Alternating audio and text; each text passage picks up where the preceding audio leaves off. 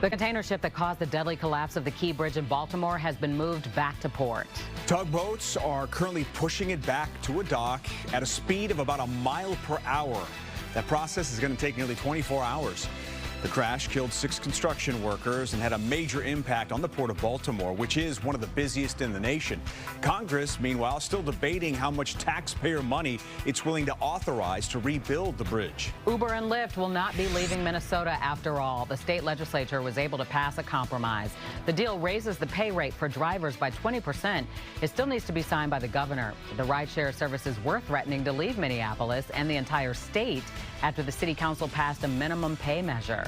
How far would you go to create art? In Los Angeles, a graffiti artist is taking his arts to new heights. His name is Benjamin Schneider, no relation.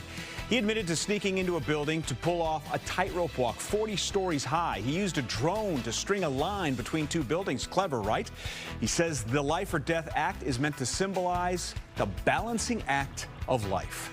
Connection restored. The art installation known as The Portal is back in operation. It connects people in New York City and Dublin, Ireland through a live video feed. It was turned off last week because of inappropriate behavior by people on both sides. Now there are measures to keep things PG. Instead of running 24/7, there are set times, and there's new technology that will blur the video if someone gets too close to the camera. I think it's really cool. All right, true love in the air at the Cleveland Marathon. The first guy to finish not only secured the win, but also his future. He proposed as soon as he crossed over the finish line. In case you're wondering, he did not run the entire race with the ring in his pocket. His sister slipped it to him right before he popped the question, and his now betrothed said yes. Once again, the Kyles couldn't get it done, falling short of a Guinness World Record 2 years in a row. 706 men and women, all named Kyle, came together in the city of Kyle, just south of Austin, over the weekend, but it was not enough to claim the title for the largest gathering of people with the same first name.